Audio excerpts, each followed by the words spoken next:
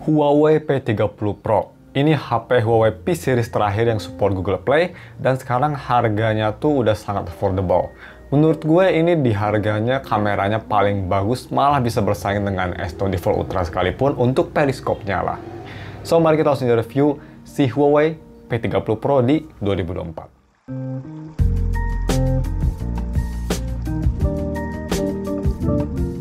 Halo guys, nama gue Stam dari StepTech. Mari kita langsung review Huawei P30 Pro ini. Let's go, dan yang pertama kita bahas aja cepet aja untuk harga dan speknya. Harganya sendiri gue bakal taruh di sini, screenshotnya BAM gue beli di Golden City Sale, itu gue beli yang 97% mulus, itu di harga 3 juta pas, tapi kalau misalnya mau murah di 95% mulus di harga 2,9 juta. Ya masih 2 jutaan. Ini varian 6GB RAM, internal storage sebesar 128GB, dan kalau misalnya kalian mau beli HP ini atau kalian ingin wallpaper Jingliu, gue udah taruh semua linknya ada di deskripsi. Speknya sendiri, ini dia, kalian bisa lihat ya, in simple, ini speknya pakai Kirin 980 yang mirip-mirip ke 855, cuma sedikit lebih lemah, AMOLED display, udah UFS, gak ada headphone jack, dan baterainya cukup besar, dan udah support segala charger atau charging sampai wireless reverse juga. Oke, kita langsung aja movie on selanjutnya ke packaging kontennya. Kalau misalnya kalian beli limbah Jepang ini, yang X Docomo by the way, kalian dapat apa aja? Kalian dapatnya hanya ini nih, gue liatin ya. Batangan, dan hanya dikasih charger OEM, merek Samsung atau Sony, dan kabel Type-C. Itu aja untuk packaging kontennya. Oh ya, untuk emailnya sendiri ya, ini emailnya email rewrite tapi bebas reset, yang bisa jadi email paling aman untuk limbah Jepang. Ya, jauh lebih aman daripada email no permanen lah ya. Oke. Kita langsung bahas selanjutnya untuk desain dan displaynya. Pertama, desainnya.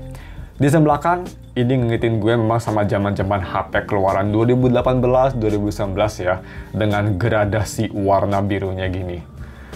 Untuk desain sih masih cukup oke. Gue suka desain kameranya simple, nothing special, tapi memang warnanya ini agak terlalu alay untuk taste gue. Sedangkan kalau misalnya kita ke depan, di sini sudah pakai Edge display yang kelihatan sangat elegan. Palm rejection-nya juga cukup bagus. Tapi memang walaupun palm rejection-nya bagus, gue tetap prefer flat display.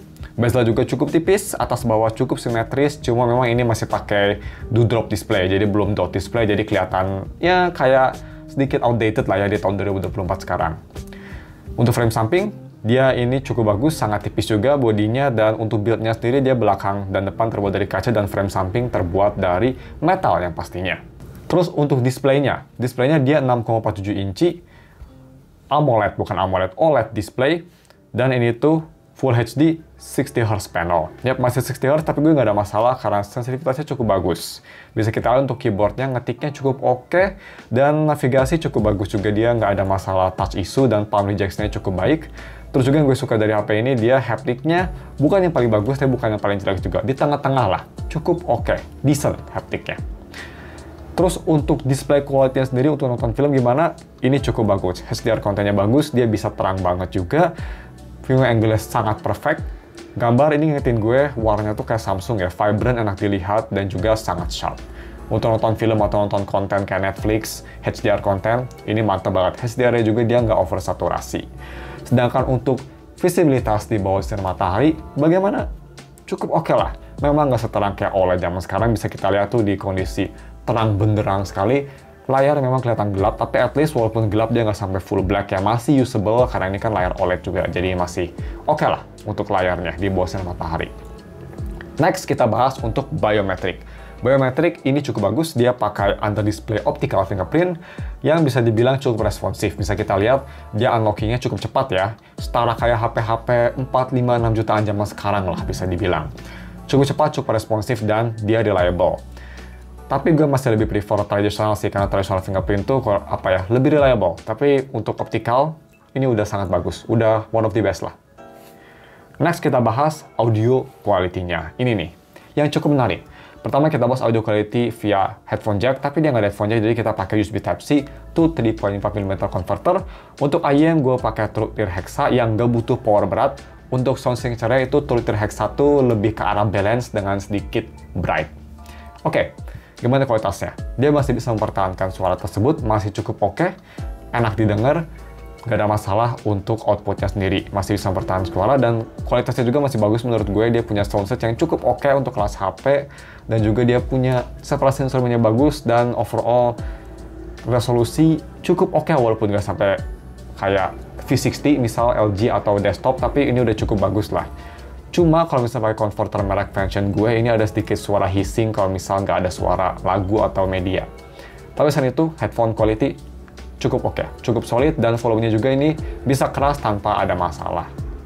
Oke, speakernya ini mungkin kalau bisa kita lihat di speknya agak jelek ya, dia hanya mono speaker. Tapi gue bisa bilang ini untuk kelas mono speaker kayaknya yang paling bagus deh. Pertama, dia bisa keras banget dengan minimum distorsi, malah hampir nggak ada. Dan yang kedua, ini kualitasnya sendiri lumayan impresif. Dia soundstage-nya untuk mono cukup besar, so that's pretty good. Dan kalau misalnya dibanding sama HP dual speaker zaman sekarang yang harganya 2 jutaan, ini lebih bagus sama mononya, gue bisa jamin. Vokal kerasa lebih jernih, lebih bagus, resolusinya lebih luas, dan overall ini untuk mono speaker bagus suaranya. Ya untuk lebih detailnya kalian bisa cek aja. Ini dia speaker testnya, gue rekomend kalian pakai headphone, lebih bisa ngedenger lebih detail suaranya. Check it out.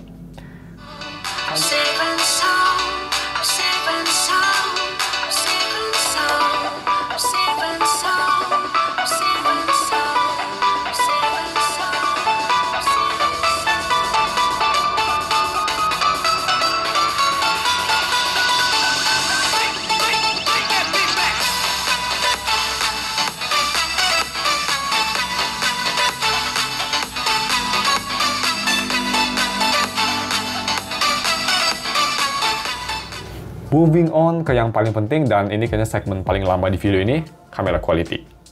Kita bahas pertama foto dulu, dan untuk kamera speknya sendiri, kamera depan dia ini hanya di 32 megapiksel, video recording Full HD 30 fps, dan kamera belakang ini quad kamera, kamera keempat sebenarnya hanya top 3 sensor ya, dan kamera ketiganya ini yang utamanya, main kamera di 40 megapiksel, ultra wide di 20 megapiksel, dan yang pastinya ini starnya yaitu periscope 5 times zoom kamera di 8 megapiksel. Untuk video recording, kamera belakang itu bisa nge-record di 4K 30 fps maksimal di ketiga kamera tersebut secara bersamaan. Kalian bisa gonta-ganti on the fly. That's pretty good.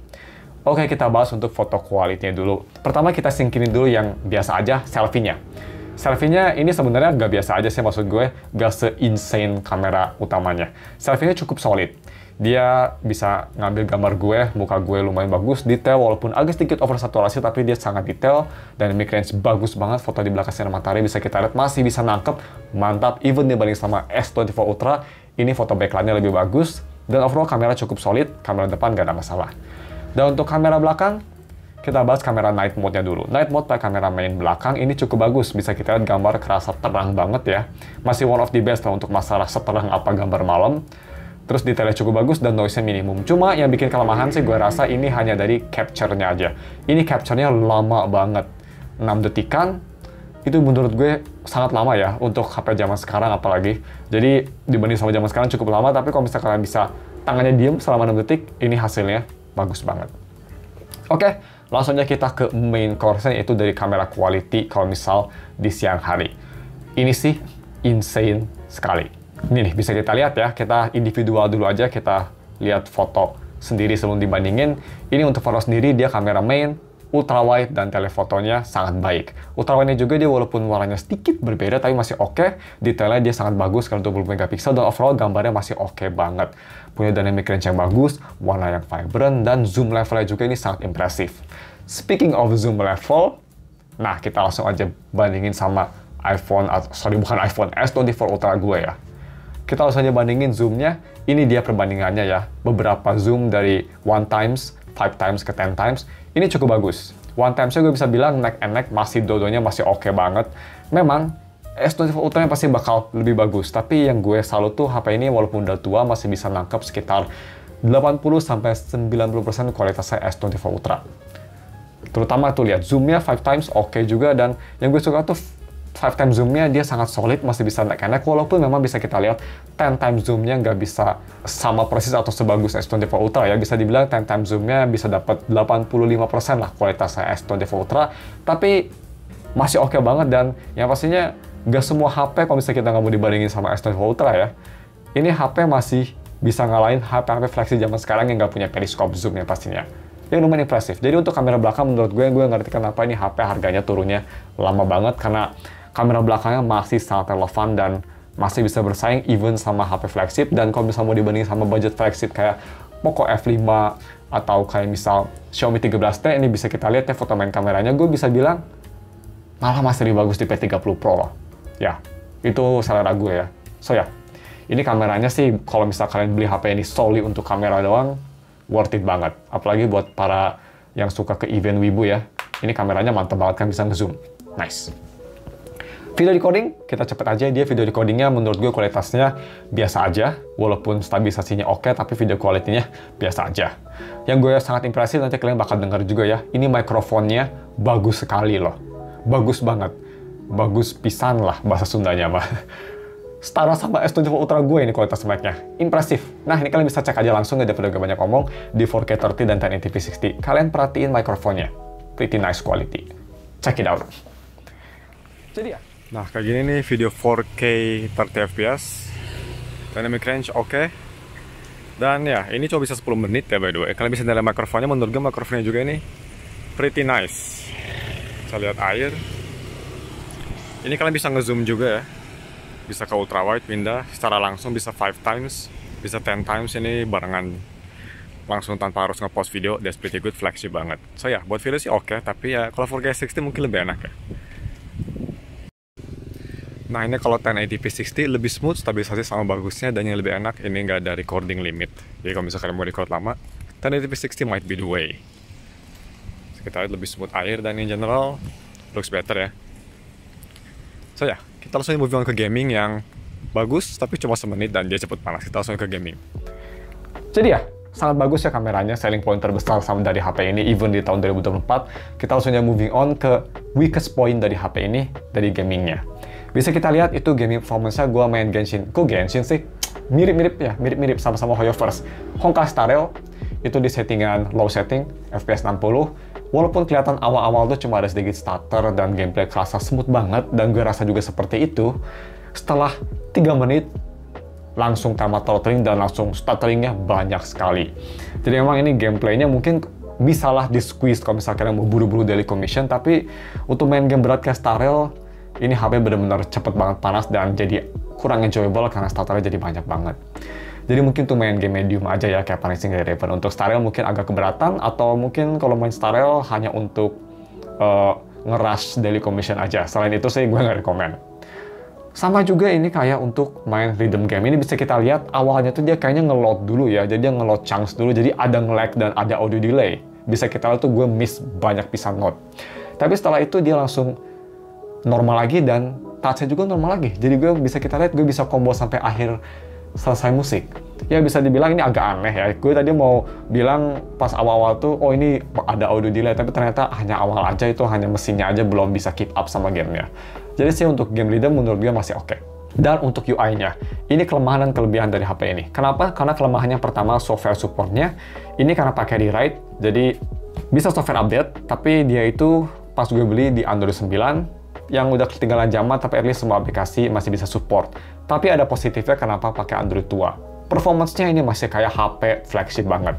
Launching aplikasi kerasa smooth, navigasi kerasa smooth. Even kalau misal kalian lagi panas HP-nya, dia masih bisa nge-maintain OS performance-nya lumayan stabil. Cukup oke, multitasking juga sangat bagus, dan bisa kita lihat navigasi kerasa smooth dan konsisten. EMUI sih memang menurut gue untuk OS Cina ya, masih one of the best.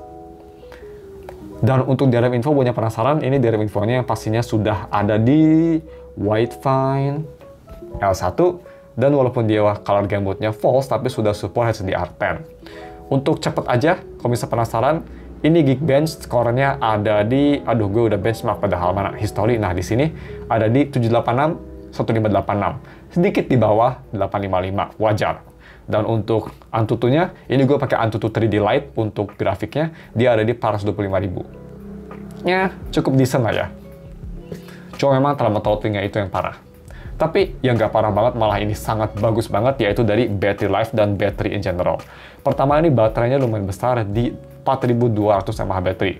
Untuk layar 6,47 inci, lumayan chunky.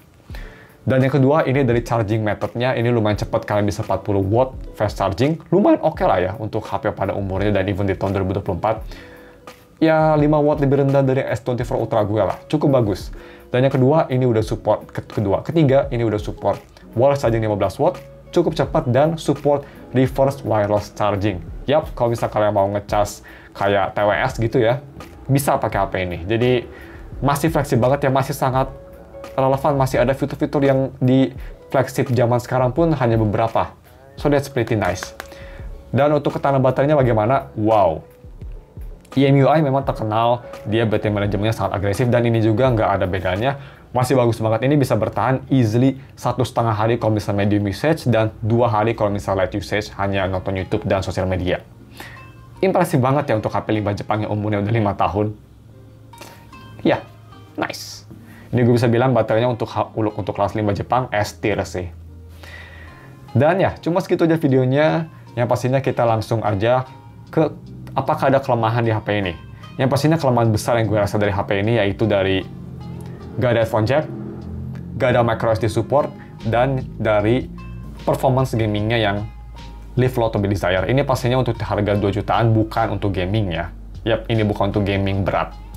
Tapi selain itu hanya nitpick aja, dan overall konklusinya gue sih sangat rekomend banget HP ini.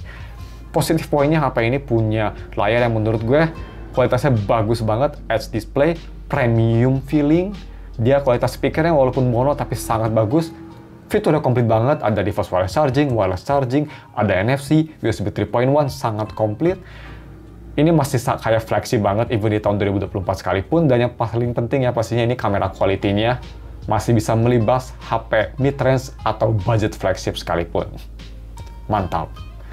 Jadi overall gue sangat rekomen HP ini, terutama ini juga walaupun HP 5 Jepang, IMEI-nya cukup aman lah ya, dia rewrite. Dan seperti biasa kalau misalnya kalian mau beli HP ini, gue bakal taruh linknya di deskripsi. Dan juga kalau misalnya kalian ingin wallpaper Jing Liu, gue juga bakal taruh wallpaper Jing Liu di deskripsi.